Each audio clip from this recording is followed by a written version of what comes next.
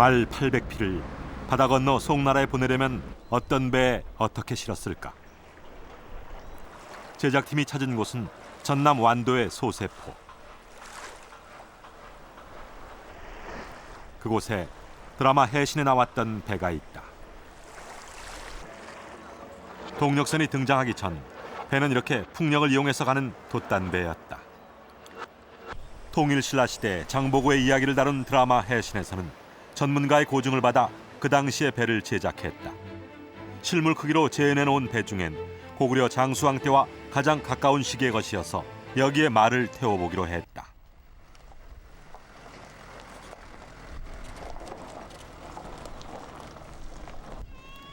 은퇴한 경주마 10마리를 어렵게 완도까지 운송했다. 겁이 많기로 유명한 동물이 말이라고 하는데 말들이 순순히 배에 오를까?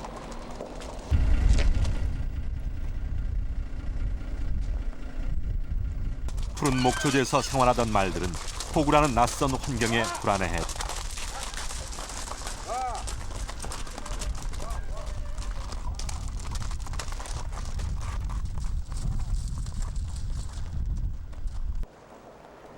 말을 배에 싣는 것부터가 만만치 않아 보인다.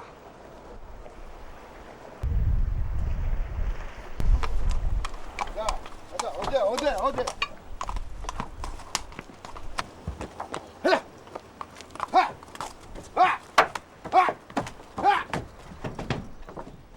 앞에서 끌고 뒤에서 몰아주어야 겨우 배에 실을 수 있었다.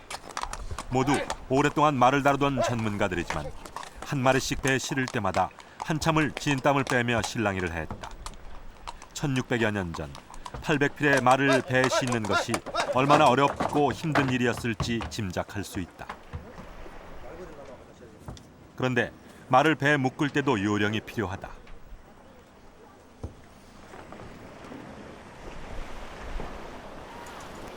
이렇게 배 태워보긴 처음인데요. 말이라는 동물 자체가 겁이 많기 때문에 물은 좋아해요. 하지만 물에 건너가는 것 자체를 겁을 내고 있습니다. 앞이 막혀 있으니까 어떠한 위압감에서 벗어나기 위해서 그쪽으로 얼굴을 돕고요. 반대로 해안 쪽을 보게 한다면은 지나가는 뭐 갈매기라든가 다른 이물질이라든가 무슨 걸 말이 보면서 놀랄 수가 있어요. 고작 10마리의 말을 태우는데도 말을 배에 실어 출항하는데 1시간 남짓 시간이 걸렸다.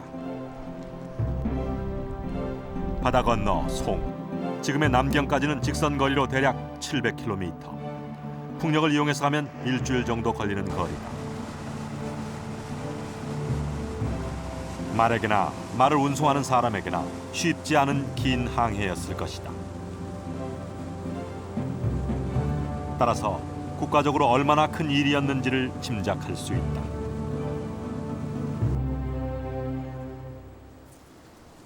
그렇다면 당시 말의 가치는 어느 정도였을까? 많이 놀랐지. 우선 고구려 말과 유사한 것을 찾아보았다. 제주 말과 몽고 말의 혈통이 섞여 있긴 하지만 고구려에서 쓰던 북방의 말도 이와 비슷했을 것이다. 체구는 크지 않아도 서양산 경주 말에 비해 오히려 지구력과 힘이 좋다. 그럼 여기에 사육되고 있는 마필들은 천연기념물로 지정 보호되고 있는 개체들이라 가지고 가격으로 환산할 수는 없고요. 이 천연기념물과 같은 순수혈통의 마필들이 지금 농가에서 사육되고 있고 거래되고 있는 것을 견주어 가지고 얘기를 하면 마필이 경주 능력이 있는 마필 같은 경우는 가격대가 900에서 한 1000만 원대, 그리고 경주 능력이 좀 우수한 개체, 이런 개체들은 한 2천에서 한 3천만 원까지 호가하고 있고요. 고구려 시기 말의 가치를 알아보기 위해 제주말을 연구하고 있는 장덕지 교수를 찾았다. 하지만 고구려 시대 말에 대한 기록은 남아있지 않았다. 다만 현재 확인할 수 있는 건 조선시대 것뿐이다. 가격은 잘 모르겠습니다만 기록에 의하면은 목자의 3배다. 가격이. 그래서 굉장히 비싼 가격이 아니냐. 그리고 제주도에 흉년이 들면 말 도적들이 많이 왔습니다. 그래서 말 도적을 우리가 강제로 이주를 시킵니다. 평안도라든지 환경도까지 이렇게 한 600명에서 800명까지 여러 차례 나누어서 이렇게 도적들을 귀향도 보내고 또는 곤장을 때린다라든지 이렇게 팔에 제마라고 말도적이라고 하는 것을 인두로 지져서 영원히 남도록 이렇게 아주 가혹한 행위를 한 것으로 봐서 말 가격은 대단히 비싼 걸로 알고 있습니다. 경국대전을 통해 당시 말의 가격을 확인해 볼 수 있다. 말 한 필에 쌀 20석, 지금 쌀 가격에 대비해 가격을 뽑아보면 대략 800만 원에 달한다. 그러나 조선시대엔 운송수단이자 군수용으로 쓰였기 때문에 더 귀하게 여겼을 것이다. 고구려는 만주와 북방에 걸친 유목지역으로 조선시대보다는 말을 쉽게 구할 수 있었을 것이다. 하지만 영토를 둘러싼 전쟁이 치열했던 시기, 말은 가장 중요한 군수물자였기 때문에 그만큼 귀하게 여겨졌다. 당시 말 800필이라는 것은 지금으로 말하면 800개의 미사일에 해당할 정도로 굉장히 값비싼 물품이고, 그것과 함께 또 하나 중요한 사실은 바로 말을 운반할 수 있는 그 운송 능력에 관한 것인데요.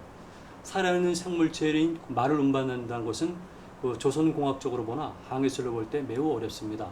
예를 들어 보면은 11세기경의 바이킹 선단들이 말을 운반했을 때는 한 배에 병사 44명과 군마 2필을 운반하는 것이 적정량이었었거든요.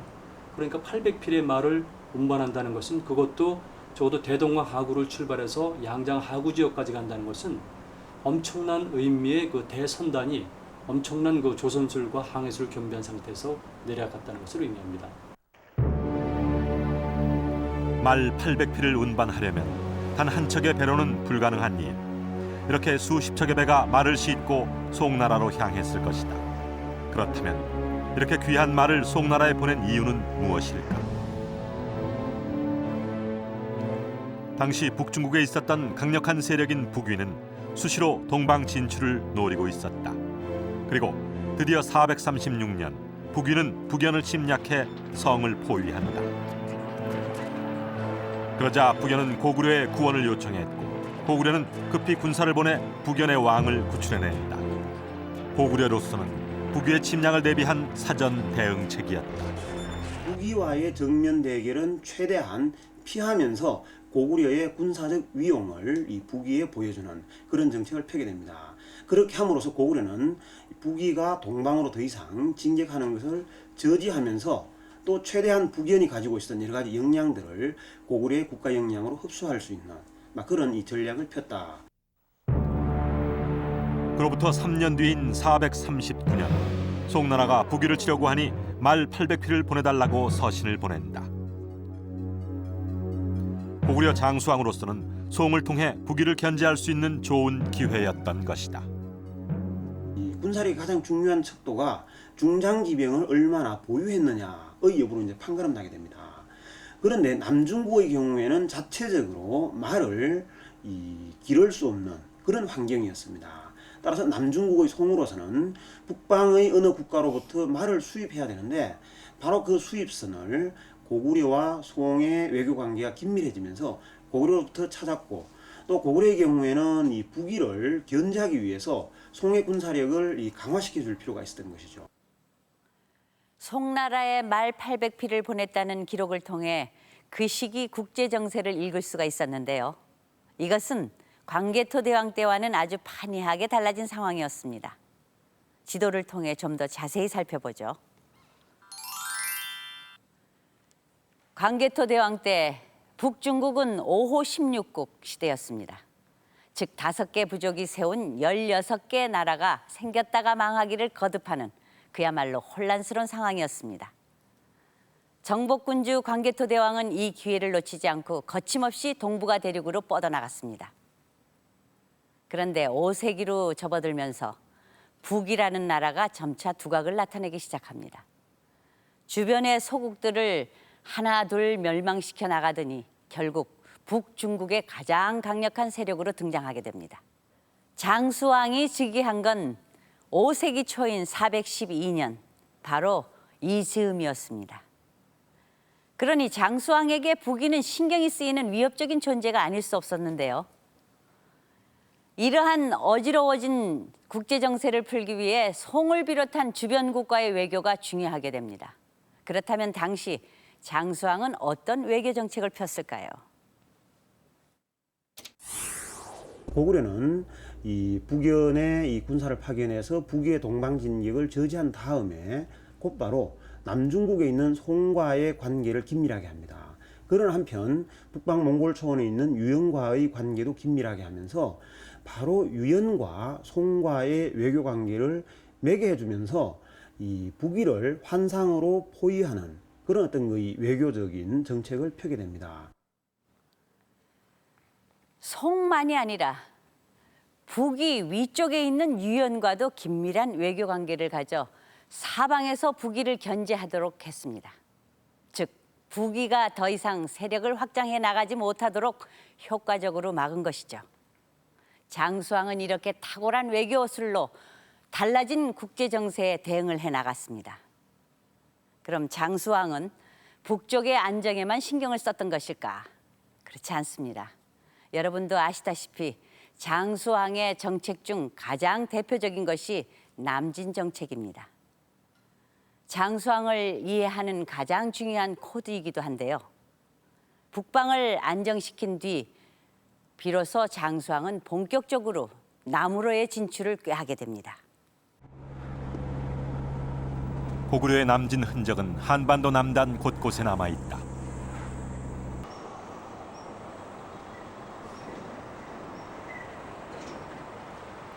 충북 청원군의 남성골 산성.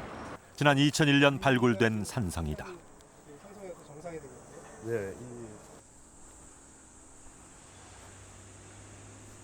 목책이 있던 구덩이들입니다. 아, 이 구덩이들이요? 예. 근데 그 목책을 세운 방법이 구덩이를 길게 쭉 돌려 파고 예. 군데군데에 보통 전봇대만큼한 그런 큰 기둥을 세우고 단단하게 그 점토로 고정을 시켰습니다. 그거 갖고도 부족해서 바깥에서 이런 돌과 흙을 이겨가지고 마치 그 흙 담장을 쌓듯이 바깥에다가 이 벽체를 보강해서 올린 그런 상태로 나타났습니다. 지방도로 터널 공사를 하기 위해 사전에 발굴 작업이 진행됐다. 처음에 발견된 건 목책을 꽂았던 구멍. 5m 이상의 큰 목책을 세웠던 흔적이다. 그런데 유물들이 출토되면서 놀라운 사실이 밝혀진다. 놀랐습니다. 처음 시굴 단계에서는 백제 토기도 나오고 아주 이른 시기의 그 소위 삼한시기 토기도 있었기 때문에 이런 것을 가지고 판단할 때 삼한시대의 목책 같은 것이 있지 않았을까 생각을 했는데 막상 발굴을 진행하면서 보니까 이것이 그 백제 혹은 삼한시대보다는 마지막 사용한 그 연대가 고구려이고 그에 따라서 처음 그 견해가 수정될 수밖에 없었고 특히 토기를 구원했던 가마터가 무려 14개 나왔는데 이 가마터에서 고구려 토기들이 대거 쏟아져 나왔다. 고구려 가마터는 중국이나 북한에서도 발견되지 않았던 새로운 성과였다.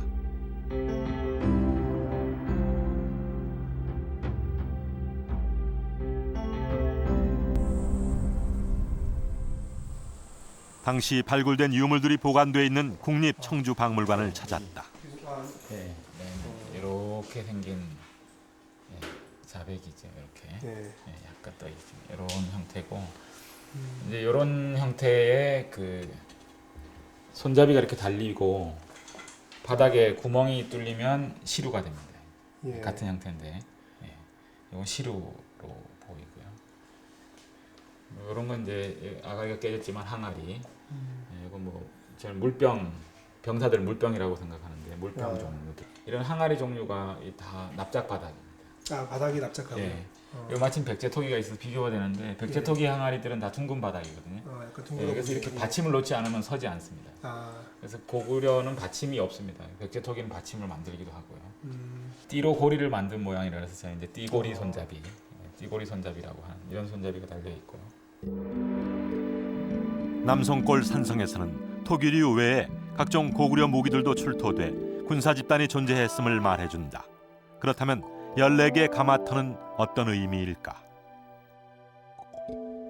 또 토기 굽던 가마라든가 이런 여러 시설이 발굴이 되고 또 유물로도 무기와 그런 그 군사용 무기 외에도 생활용 토기와 또 그 농기구 뭐 이런 것들이 나오기 때문에 이 사람들이 단순히 군사 집단으로서의 전쟁을 주 업무로 하긴 하지만 평상시에는 농사도 짓고 토기도 제작하고 이런 다양한 집단이 합쳐져 있는, 그러니까 그 군사 집단이지만 복합적인 성격을 가진 그런 집단이었다고 생각이 됩니다. 그렇다면 고구려는 언제 청원 지역까지 내려와 성을 쌓았을까? 당시 발굴팀은 남성골 산성에서 나온 유물의 목탄 흔적을 가지고 방사성 탄소 연대 측정을 실시했다. 그 결과 남성골 산성의 축조 시기를 알 수 있었다. 이 산성 시료의 경우에는 가장 최하 값이 370년에서 620년 사이가 나왔습니다. 그 중에서 가장 중심되는 그리고 의미가 있는, 통계적으로 의미 있는 값이 470년에서 490년대에 많이 연대가 집중이 돼 있었고요. 5세기 말이라면 바로 고구려와 백제 간의 치열한 전쟁이 벌어지던 때다. 475년 장수왕이 이끄는 부대는 한강을 넘어 백제의 수도를 공격했고 일주일 만에 한성을 함락했다. 그리고 도망가던 백제 계로왕을 잡아 아차산 밑으로 끌고 가 목을 벤다. 이렇게 한성을 함락한 뒤 그 기세를 몰아 고구려군은 한반도 남쪽으로 진격해 내려왔던 것이다. 그때 쫓겨 내려가던 백제군을 추격해 내려온 것이 이곳 청원 지역. 금강 너머 불과 100리 정도 떨어진 지점에 공주가 있었다. 목책성이지만 5m가 넘는 굵은 목책을 두 줄로 쌓고 그 사이에 진흙을 다져 넣은 뒤 마지막으로 불화살 공격에 대비해 바깥면을 돌로 두른 견고한 성이었다. 백제의 새 수도인 웅진을 코앞에 두고 고구려는 성을 쌓아 백제와 대치했다. 그런데 주로 석성을 쌓던 고구려가 왜 이곳에는 목책성을 쌓았을까? 역사상 전진기지는 항상 처음에는 목책을 세웠다가 안정이 되면 그다음 토르로 하거나 돌로 성벽을 더 굳게 쌓는 법인데, 여기서는 목책 단계에서 돌이나 석축을 일부만 하고 그 안정된 석축, 고구려의 특징적인 그 석축 방법이 보이지 않는 것으로 봐서 불안한 정세 가운데 그저 15년 내지 20여 년간 남방 경략의 그러한 전초기지로서의 도시 역할을 했었을 것이다, 이렇게 생각하고 있습니다. 당시 고구려는 남진을 계속하고 있던 상황 때문에 빠른 시일 안에 쉽게 쌓을 수 있는 목책성을 선택한 것이다. 그럼 이후 고구려는 어디까지 내려갔을까? 이곳은 백제성인 대전의 월평산성이다. 이쪽이 바깥쪽이고, 예, 이쪽이 바뀌고, 예. 밖으로는 이제 갑천이 쭉 흘러서 자연 해자 역할을 하고 있고. 나무에 가려서 안 보이는데. 그렇습니다. 예. 천이 하나 있고요. 예, 그 안쪽으로 들어와서 작은 이 능선에 이런 성을 쌓았습니다. 원래 성벽이 뭐 5m 가량 이렇게 돌로 쌓여 있었는데 예, 무너지면서 흙이 덮어서 지금 이제 흙으로 보이지만요. 원래는 석성이 이렇게 쭉 있었습니다. 돌로 쌓았던 성인데 예. 지금은 토성처럼 보이는데. 그렇습니다. 그리고 당시에도 안쪽에는 흙을 다져 쌓은 토성이 있고 그 밖에 돌을 붙여 쌓는 방식입니다. 다 돌로 채운 게 아니고, 그러니까 무너지면서 안에 있던 흙이 밖을 덮으니까 돌은 안 보이게 됐죠. 발굴 당시 사진을 보면 토성 바깥으로 돌을 쌓은 모습이 그대로 남아있다. 그런데 이곳에서도 고구려의 토기가 발견됐다. 이제 월평동 산성이라고 하는 곳은 원래 백제가 6세기 말 또는 7세기 전반에 쌓은 석성입니다. 근데 여기서 고구려 유물이 나오는 것은 이 석성이 쌓여지기 전에 이 구릉을 이용했을 때 그때 고구려 유물입니다. 그래서 출토 상황은 주로 이 백제 성벽 아래쪽에 고구려 유물이 나오는데, 그 여기서 나오는 유물을 보면은 대략 그 4세기, 5세기 후반 또는 5세기 말 이렇게 평가할 수 있기 때문에 이 유적도 그 장수왕의 부대가 계속 남하하면서 남겨놓은 그런 유적으로 생각할 수 있습니다. 475년 한성을 함락한 장수왕은 쫓겨내려가는 백제군을 따라 충북 진천, 청원을 거쳐 대전까지 밀고 내려온다. 백제의 새 수도인 웅진에 바짝 다가간 것이다. 5세기 후반 고구려 장수왕은 마치 백제를 집어삼킬 듯한 기세로 강하게 압박했던 것이다. 대전에서 계룡산만 넘으면 바로 웅진, 즉 공주입니다. 직선거리로 정확히 계산은 안 되지만 차를 이용하면 40-50분 걸리는 아주 가까운 거리죠. 그러니까 고구려는 한성을 함락한 뒤 곧바로 웅진의 목전까지 밀고 내려가 백제를 위협했던 것입니다. 그렇다면 장수왕이 이렇게 무서운 기세로 백제를 공격한 이유는 무엇일까요? 사실 고구려와 백제의 갈등은 뿌리 깊은 것이었습니다. 이미 4세기 초부터 두 나라 간에는 치열한 전쟁이 벌어집니다. 당시 상황을 잠시 보시죠.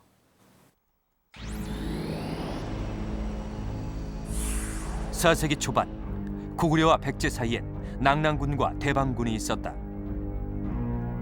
그런데 313년 고구려는 낙랑군을 축출하고 바로 1년 뒤 대방군을 멸망시킨다. 이후 국경을 맞닿게 된 고구려와 백제 사이엔 긴장감이 감돌게 된다.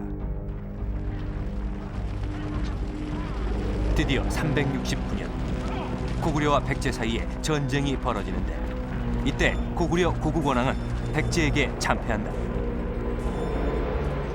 그리고 2년 뒤 다시 전쟁이 벌어지지만 이때도 고구려는 무참히 패배하고 결국 왕까지 잃고 만다.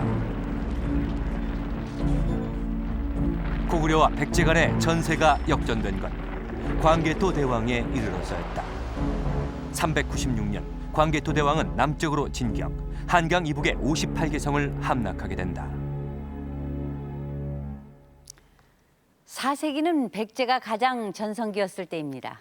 그러니 고구려에게 백제는 결코 만만치 않은 상대였습니다. 더구나 장수왕의 증조 할아버지인 고국원 왕까지 전사를 했으니 어쩌면 백제에 대한 원한도 깊었을 것입니다. 하지만 단지 그것 때문이었을까요?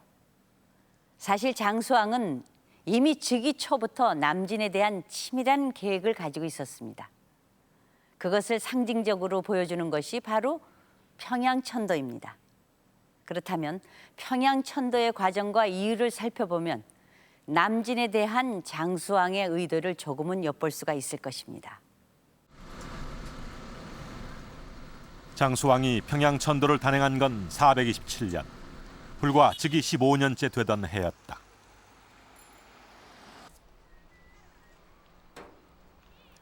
지금 건물은 사라지고 없지만 평양에는 고구려의 왕궁터가 남아있다. 남아있는 주춧돌만으로도 건물의 규모를 짐작할 수 있다. 일정한 간격으로 질서정연하게 배치되어 있는 주춧돌이 모두 3,240개. 그 주춧돌로 추정해 볼 수 있는 건물지는 모두 51채다.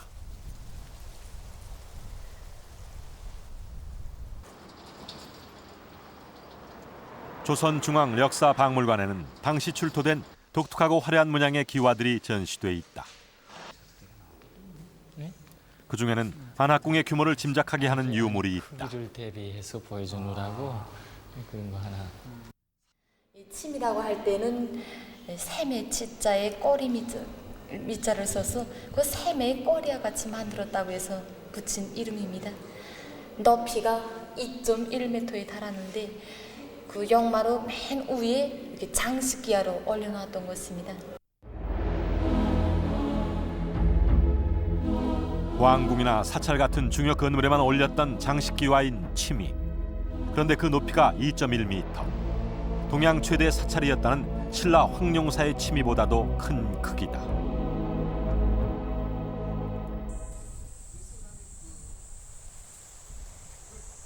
안학궁 뒤로 또 하나의 성이 있다. 산능선을 따라 쌓은 성이 전체 9km.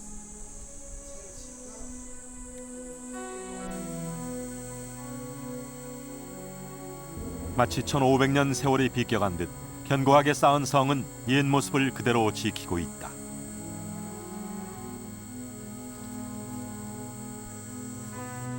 고구려의 독특한 석축 방식이 잘 드러난 이 성을 통해 고구려의 당시 위상을 느낄 수 있다.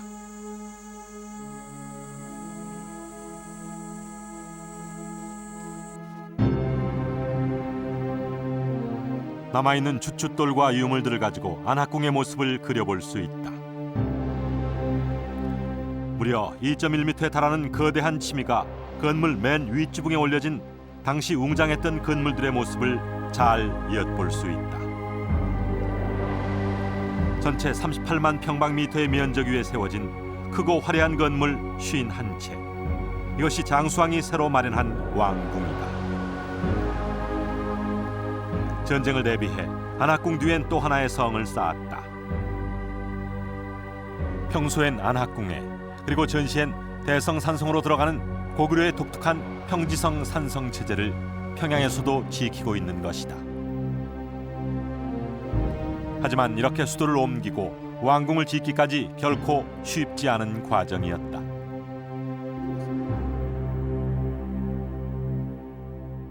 사실상 뭐 당연히 구구 세력들이 반발할 건 당연히 있게 마련이 아니겠습니까? 그런데 이 계로왕이 이 중국 쪽에 고구려를 갖다가 응징해달라고 하는 편지를 낸 그 국서 속에 이제 그 당시의 사정이 언급이 되어 있죠. 많은 귀족들이 도륙당했다고 이렇게 나오는데. 백제 왕이 북위에 보낸 국서에는 다소 악의적으로 천도의 상황을 묘사하고 있지만 귀족들을 숙청하고 천도를 단행한 과정을 엿볼 수 있다. 장수왕은 왜 이렇게 평양 천도에 굳은 의지를 가지고 있었던 걸까? 압록강을 넘어서면은 산이 첩첩하고 그 다음에 등장한 것이 이제 황량한 그런 벌판인데, 그런 데 비해서 살아나가는 조건에 있어서는 단연 그 압록, 청천, 대동 이렇게 내려오면서 그러니까 한반도에 살기 좋은 조건이라는 것은 우리가 상상 이상으로 많은 호조건을 가지고 있다는 그 점이 그때 당시에 벌써 발견된 것 같아요. 압록강 건너 지금은 중국 땅인 지반. 이곳이 고구려의 수도 국내성이었다. 산과 강으로 둘러싸여 있는 지반은 군사 방어에는 효과적이나 땅이 척박해 농사를 짓기는 어려운 자연 환경이다. 삼국지 위지동의전에도 고구려의 사정이 자세히 표현돼 있다. 농업 환경이 좋지 않았음을 보여주는 기록이다.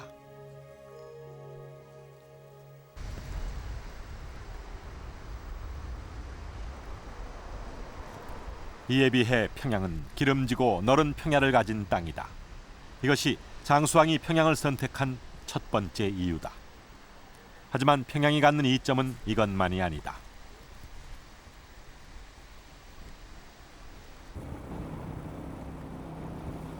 평양을 가로지르는 대동강이 평양 천도의 또 다른 이유다. 대동강은 서쪽으로 흘러 서해 바다로 나아간다. 즉 대동강 하구는 중국으로 뻗어나가는 외교와 무역의 창구인 것이다. 고구려가 경제적으로 성장하기 위해서라든가 또는 정치적으로 성장하기 위해서는 당시 세계 중심부였던 중국 세력과 교섭 내지는 교역을 해야 되거든요. 그럴 경우에 중요한 것은 바로 항로의 문제가 됩니다. 먼저 국내성에서 출발할 경우에는요, 압록강 하구를 내려와서 이렇게 중국의 현재 양자강 하구까지 가야 되는데, 이때는 두 가지 문제가 있습니다. 첫 번째는 연근해항해를 통해서 상당히 많은 거리를 많은 시간에 걸쳐서 가야 된다는 한계가 있고요. 두 번째는 당시 국제 정세랑 밀접한 관련이 있는데, 그때는 중국이 통일 국가가 아니라 남주와 북조로 나눠진 남북국 시대였었고요. 그리고 이 남북국 관계는 전쟁을 벌이는 적대 관계에 있었습니다. 그러니까 고구려 입장에서는 이 지역에서 출항할 경우에는 반드시 북위에 의해서 이 지역에서 해상 봉쇄 내지는 납포될 가능성이 큽니다. 그런데 거기에 반해서 이렇게 대동강 지역에서 출항할 경우에는 밑으로 내려와서 황해도 끝 이 장산고 일대와 산동반도는 직선거리로 250km밖에 안 돼요. 그러니까 당시 항해수를 볼 때 빠르면 하루 내지는 이틀밖에 안 걸리는 거리입니다. 그래서 이렇게 나와서 직접 산동반도로 해서 북위로 가거나 남쪽으로 가는 경우도 있고요. 압록강보다 대동강을 통하면 좀 더 빠르고 쉽게 중국 남북조와 교류를 할 수 있다. 실제 기록을 통해 평양 천도 이후 남조는 물론 적대국인 북조와도 교류가 활발히 이루어졌음을 알 수 있다.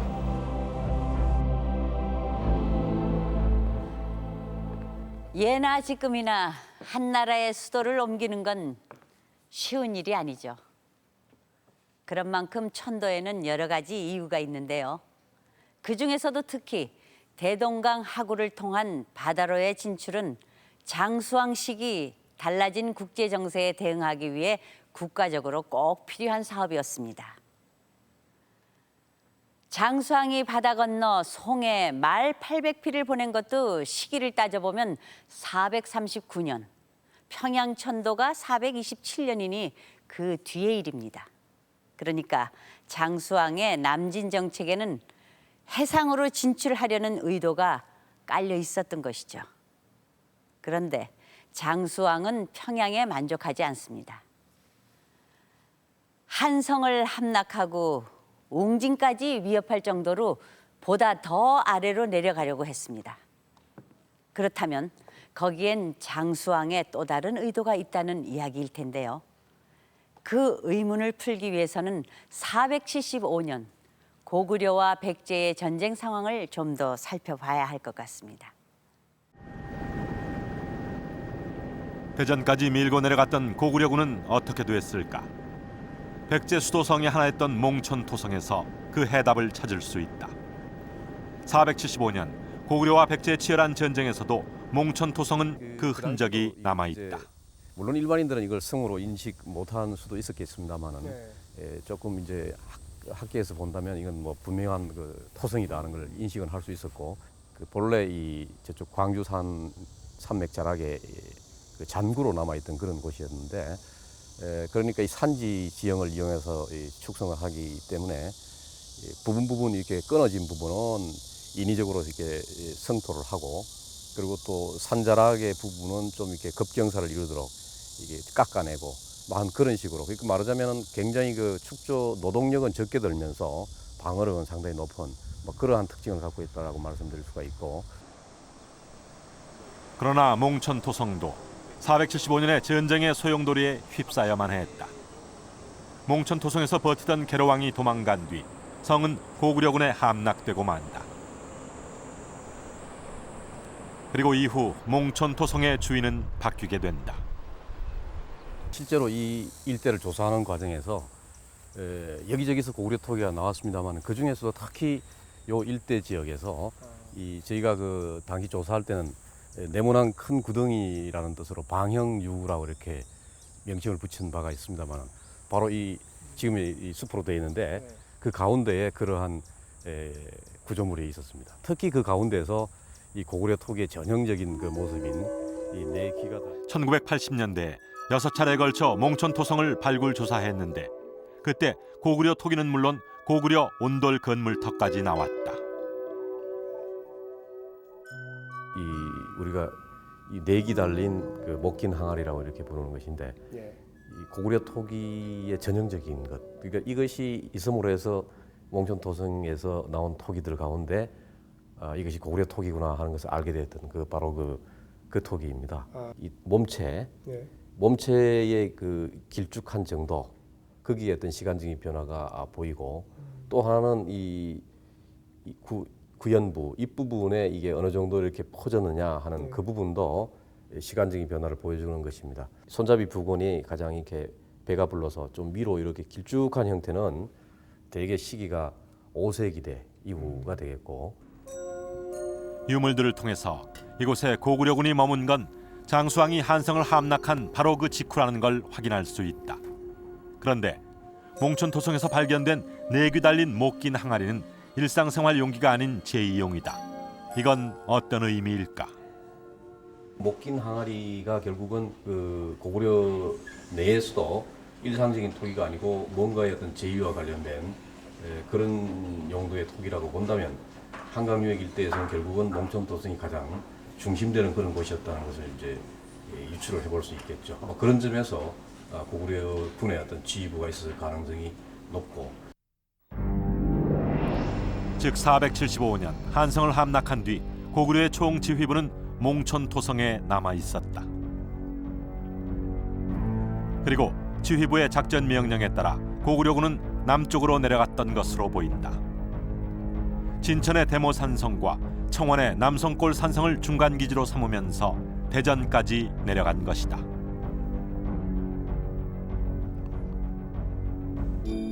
그런데 몽촌토성에서 출토된 토기를 보면 한 가지 더 흥미로운 사실을 알 수 있다. 토기는 25년에서 30년 단위로 그 형태가 바뀌는데 이곳 토기 모양을 보면 사람들이 이곳에 그리 오래 살지 않았다는 것을 알 수 있다. 그 몽촌토성에서 존속했던 기간을 우리가 짐작해 볼 수 있는 것은 토기 형식의 어떤 변화 이런 것을 통해서 우리가 짐작해 볼 수 있겠는데 한 세대 정도 따라서 475년 그경부터 해서 한 500년을 전후한 그 시기 정도가 몽촌토성이 그 고구려군이 주둔했다면은 가능성이 있는 시기가 아닌가 이렇게 볼 수 있습니다. 그렇다면 그 이후 고구려군은 어디로 간 걸까? 한강 이북의 아차산 일대는 대표적인 남한 땅의 고구려 유적이다. 이 일대에서는 고구려 보루 20여 개가 발견됐는데 97년부터 발굴 조사를 시작해 지금도 발굴 작업이 계속되고 있다. 지금도 아차산 보루는 고구려 유물 유적의 보고다. 한쪽이 뾰족한 거고 이 안에 그 투공 구멍이 있어요. 자루를 끼우는 구멍이 있어서 그래서 그 긴 창의 바닥 아래쪽 그 창 고다리. 예. 그러니까 뭐 깃발이 깃대든 창대든 간에 땅에다가 박는 쪽이 있지 않습니까? 예, 밑에. 창 촉색 촉이. 예, 창 날이 아니고 창 반대편. 예.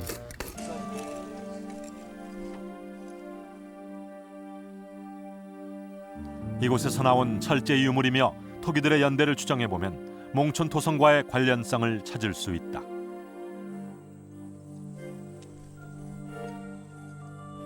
이게 고구려 거라는 거는 출토된 유물을 통해서 알 수가 있는데요. 주로 토기를 통해서 고구려 거라는 걸 알 수가 있고 또 몇 세기인지도 대략 알 수가 있습니다. 대략 어느 시기로 볼 수 있어요? 지금 여기 나오는 유물은 고구려 이제 중기 말에서 후기 뭐 이렇게 얘기하는 시기일 거고요. 구체적으로 연대를 말하자면은 뭐 6세기 전반경 그런 시기의 유물입니다. 즉 아차산 보루의 토기는 6세기 초로 5세기 후반이었던 몽촌토성보다 바로 한 세대 뒤의 것이다. 이것은 무엇을 의미하는가? 장수왕대 한강변에 왔던 이 고구려군이 강남에 있는 몽촌토성에 주둔하면서 현재 발견된 유적으로는 진천, 청원, 대전까지 계속 진격을 해 내려가고 그 부대들이 백제군이 다시 세력을 키워서 밀고 올라오는 상황이 되니까 이 한강 이북에 이 아차산 일대에다가 진을 치고 방어 태세를 갖춘 것이 아닌가 그렇게 분석이 되고 있습니다. 하는데요. 저 아래서부터 여기까지 치면은 6m가. 그런데 이곳은 중국 일대와 북한 지역에 세운 고구려의 석성들과는 규모가 다르다. 정타원형으로 성을 쌓았는데 그 규모가 600m 이하. 발굴팀이 이곳을 산성과 구분지어 보루라고 이름 붙인 것도 이 때문이다.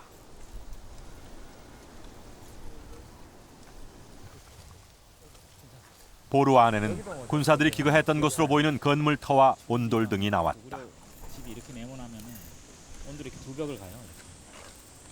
이렇게. 여기가 아궁이에요. 여기서 불을 떼면 이렇게 지나서 여기 있는 건물은 군사용 막사입니다. 통상 이 정도 규모, 둘레가 200m 정도 규모고 물 저장 시설에 2개 있고 온돌방이 한 10개 정도 들어있는 그런 시설들인데요. 대략 100명 정도의 군사가 주둔하던 그런 시설입니다. 발굴 결과를 토대로 아차산 보루성의 모습을 복원해보면 이런 모습이다. 지금으로 치면 100명 정도의 소규모 부대인 셈이다.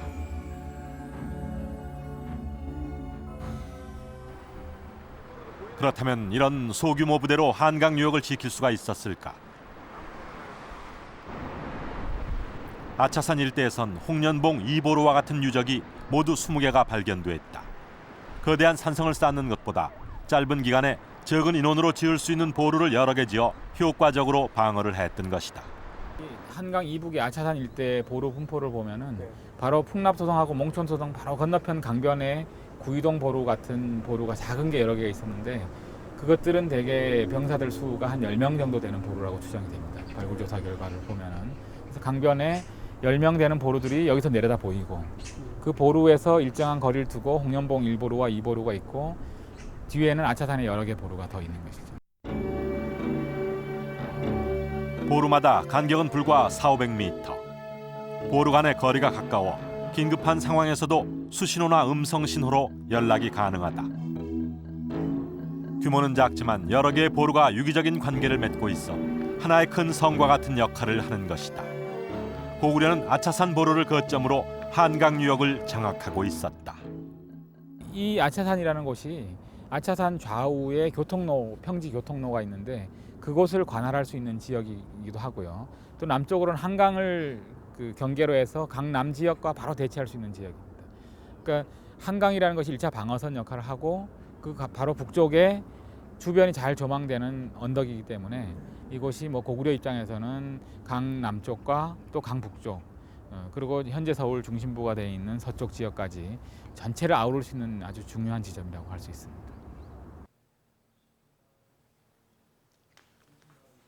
아차산 보루는 남한 지역에 남아있는 대표적인 고구려 유적입니다. 400~500m 간격으로 견고하게 쌓은 보루를 통해 한강 유역을 지키려는 고구려 장수왕의 의지를 엿볼 수 있습니다.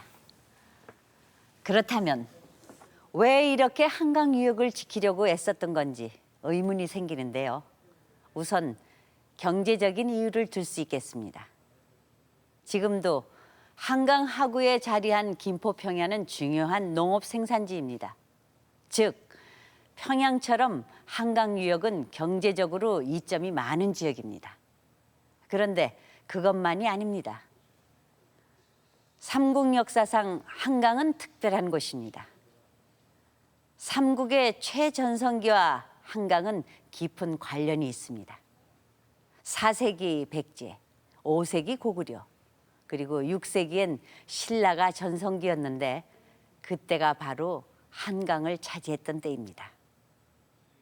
그렇다면 장수왕에게 한강 유역은 어떤 의미였을까요?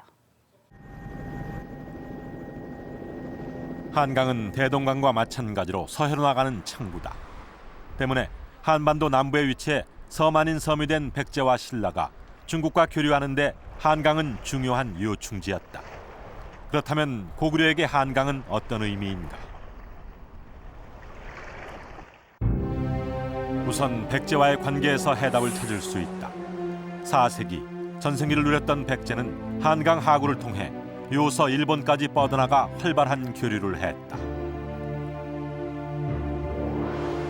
그런데 고구려에게 한강 유역을 빼앗긴 뒤 백제의 교역망은 차단되고 만다. 실제 484년 중국 남조로 향하던 백제 사신이 고구려 수군에게 저지당하는 사건이 발생한다. 바로 이 지역을 고구려에게 빼앗겼다는 것은 백제가 국제관계 속에서 능동적으로 진입할 수 있는 기회를 차단당했던 것으로 의미합니다. 그래서 여기서 뺏겼다는 것은 백제가 항로를 봉쇄당해서 결국은 중국의 북조 정권과 교섭할 수가 없고, 그리고 초기 단계 같은 경우에는 이렇게 남조 정권과 교섭하는데도 상당히 어려움을 겪었다는 걸 의미합니다. 웅진으로 내려간 백제가 서해로 나아갈 수 있는 창구는 금강 하구. 하지만 남조로 가려면 당시 항로상 금강에서 서해 한가운데로 나아가야 되는데 경기만을 장악하고 있던 고구려 수군의 감시망에 걸려들 수밖에 없다. 즉 장수왕은 한강 하구를 통해 한반도 내에서 패권을 장악하고자 했던 것이다. 이 경기만을 장악해야지 고구려가 아주 쉽게 북조와 남조 간의 동시동고래기로 추진할 수가 있고요. 또 한 가지는 백제라든가 가야라든가 신라가 북조 정권과 교섭하는 것을 중간에서 차단할 수가 있는 겁니다. 경기만 일대에서 출항하게 되면은 북위의 봉쇄를 피하면서 충분히 이렇게 남쪽 지역까지 갈 수가 있는 겁니다. 이런 항로의 확보 때문에 장수왕 때는 무려 23회에 달하는 송과의 교섭이 있었고요. 그 이후도 남자가 들어섰을 때 이 평양 지역과 이 남자 간의 교섭은 활발했습니다. 고구려 입장에서도 대동강 하구보다 한강 하구가 남조와 교류하는 데 훨씬 용이하다. 거리도 가까워질 뿐만 아니라 국유의 간섭도 피할 수 있기 때문이다. 장수왕 시기 고구려는 바다로 중국 남북조와 교류를 하고 대륙을 통해서는 거란과 물길 등을 통제한다. 그리고 멀리 외까지도 관계를 맺는다. 동아시아의 중심 국가로서의 면모를 갖춘 것이다.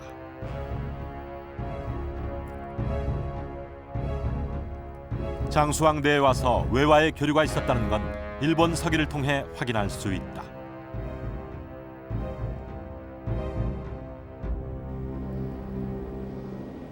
그런데 이렇게 해상권을 장악하려면 선박 기술과 항해 능력이 뒷받침되어야 한다.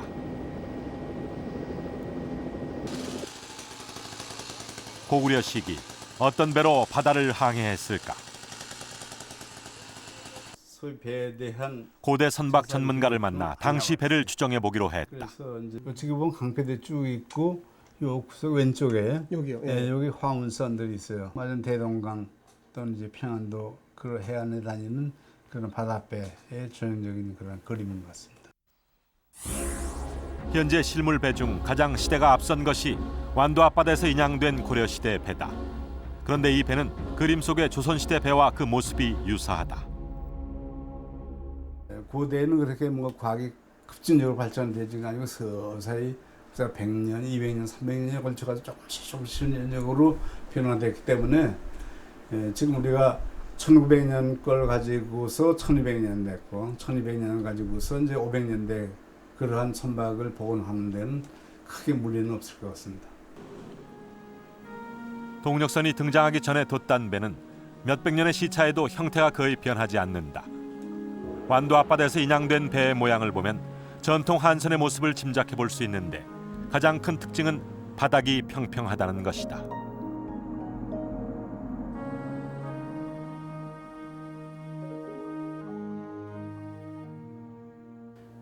우리나라 배는 이제 평저선이면서 연안선이라고 합니다. 연안선이라는 그 바닷가를 다니는 배다 그런 얘기죠. 근데 왜 그렇게 평평하게 했느냐 하게 되면 우리나라 지형 지물에 적응하게 했어요. 왜냐면 대개 이제 남서 해안은 되게 평평한 그런 갯벌을 가지고 있거든요. 그렇게 조수 간만화차가 더 많이 있고, 그리고 우리나라의 지형은 되게 리아스식 침강 해안이라고 해서 좀 차차로 이제 그 바다로 내려가면서 얕아지는 깊어지는 이러한 형상을 가지고 있기 때문에 그러한 지역 지형에는 평저선이 가장 적합한 겁니다.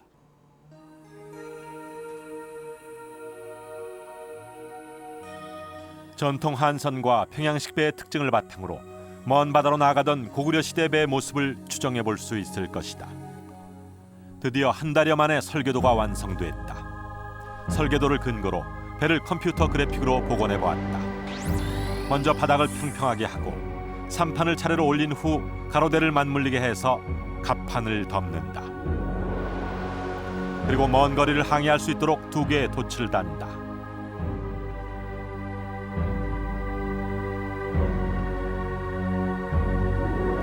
그런데 평저선은 먼 바다를 나갈 때 파도에 약하고 속도가 느리다는 단점이 있다. 그렇지만 전문가에 따르면 고구려 배는 이러한 단점을 보완할 수 있는 독특한 구조를 갖추고 있다.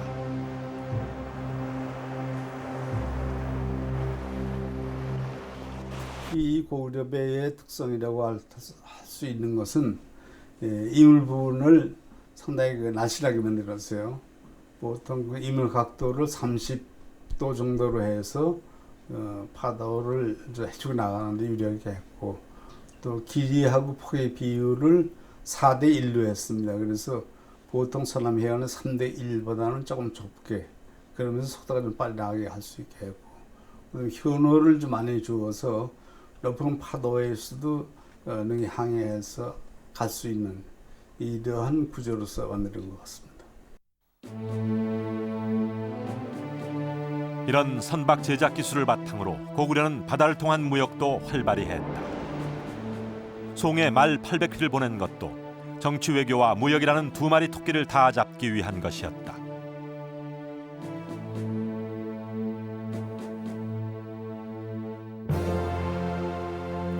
특히 말은 시류에서 수입해 송으로 또다시 보내는 일종의 중개 무역을 하게 된다.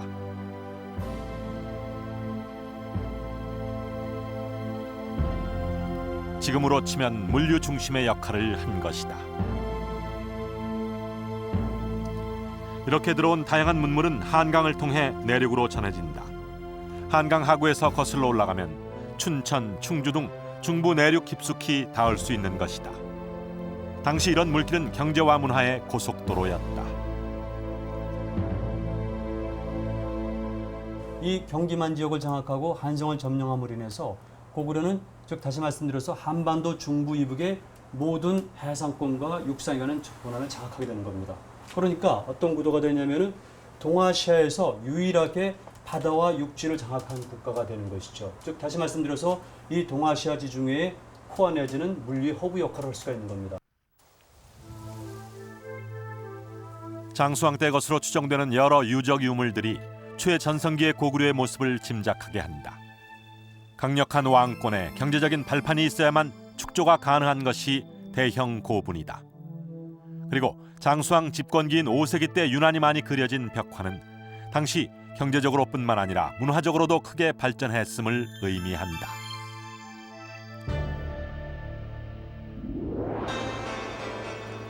기록을 통해서도 이 시기 고구려가 풍요로운 시대였음을 짐작해 볼 수 있다. 인구의 증가는 바로 안정과 풍요를 의미한다.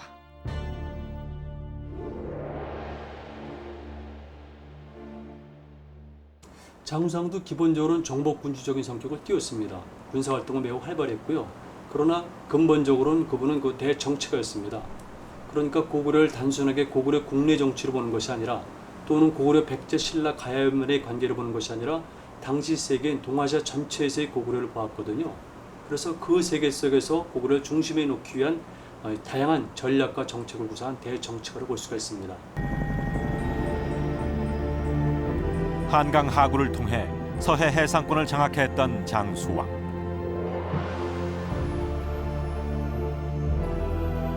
(5세기) 장수왕이 꿈꾸었던 고구려는 외교와 무역을 통한 동아시아의 중심 국가였다.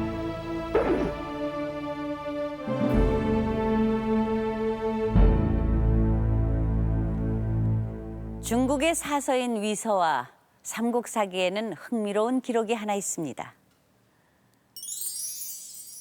장수왕이 숨을 거두었을 때 이야기인데요.